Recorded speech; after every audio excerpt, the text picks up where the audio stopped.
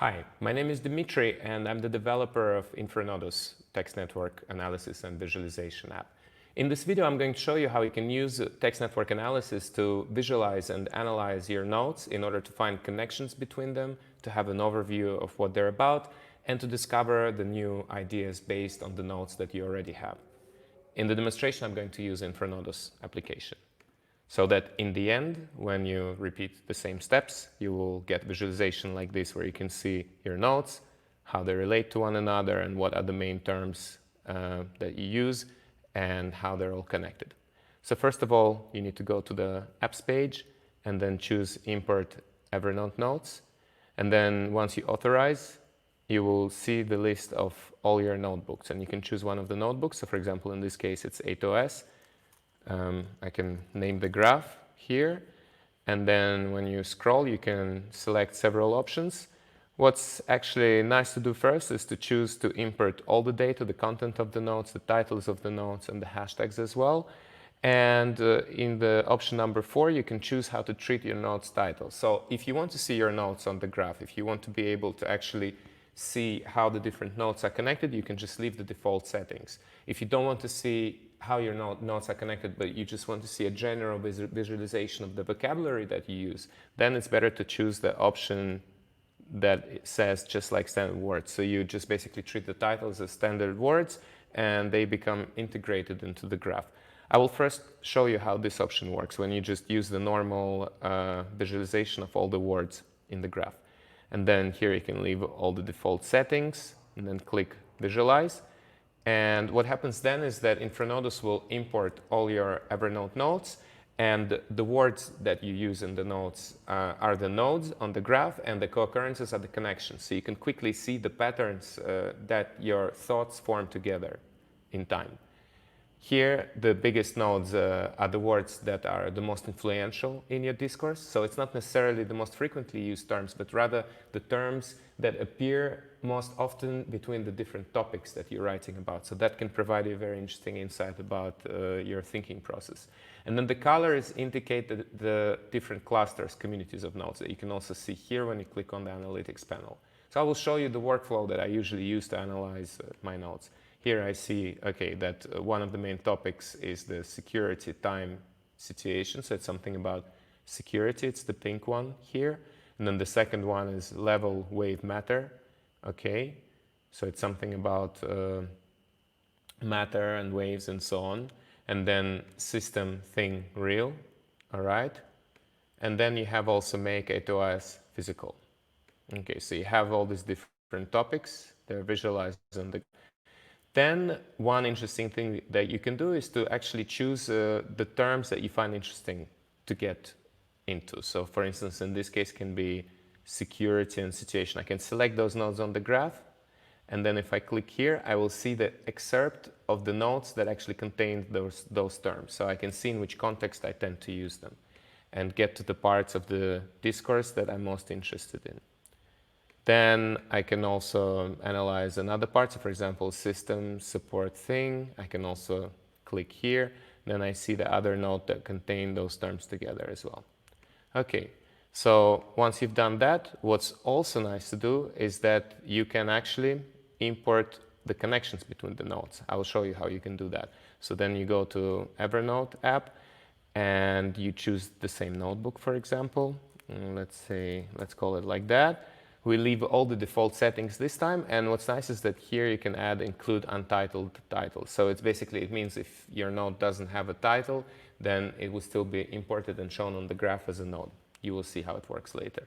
Then you leave all the default settings here, click visualize, saving it into a new graph, so not the same graph, but a graph with a different name. And here you can see how your different nodes are connected now. So for example, on this graph, it's visible that you have quite a lot in the untitled nodes and in the node that's just called node, okay? But then I also have a node that's called 8OS rationale, okay? I have a note about Bonn workshop, a workshop that I was doing in Bonn. I have a note about immunity. So what's interesting is that you can click on the name of the node and then you will see that node here. And it's also tagged. So you can quickly get to the node that you're interested in, and you can also see how the different nodes are connected. So for example, here I can see if I click on 8OS rationale, And let's say this one. Okay, so these are the terms that connect them together. So you also see how your different nodes are connected and how close they are to each other. You can also use this feature here that you can filter the nodes on the graph. So for example, you can see only the actual nodes, or you can see the terms that you use in your nodes, but without the actual nodes. So you will get the same graph as we had before. One more feature that I really like, if we go to the previous graph that I'm going to demonstrate to you, is how you can use this graph to generate new ideas. So one thing about graphs that is very interesting is that by analyzing the structure, you can see which topics are connected and which topics are not. And usually in the social sciences theory, you have this idea of structural gaps. So when you identify two different parts of the graph that should be connected but are not, and then make a connection between them, this is where you can generate new and innovative ideas. So that's what we're going to try to do with this graph now. We will look at the graph here and then use the insight application inside infranodus. Here in the analytics, if you click here, then you go to insight, you see the structural gap. And if you click on reveal the gap, then you will see the actual topics that could be connected better, but are not yet. And this is where the new ideas can be generated. So in this case, it proposes to make connection between make A2S physical, so probably something about physical practice, physical level, working on the physical level, and something about systems and how systems work. So basically what that means is that infranodus identified this gap, and it proposes me to think about the possible connections between systems on the one side and physical work on the other. And maybe the connection is not so obvious, but this is what makes it interesting, because by bridging this gap, I can generate new ideas and make connections between the clusters of thoughts that I had before, but that I didn't think about connecting yet. And so this particular application allows me to do that. So this is how it works in a nutshell. You can try it out and follow a step-by-step tutorial where everything is explained in more detail. I will leave the link to that tutorial under the video in the description. And in the next videos, I will also show you how you can use the same approach to analyze your Roam Research, Obsidian, Evernote notes. If you don't know about these applications yet, it's the tools that allow you to actually make connections between the notes as you're making the notes. So you can put WikiLinks references in the notes and connect them through those links. And infranodus is a really great tool to analyze those as well.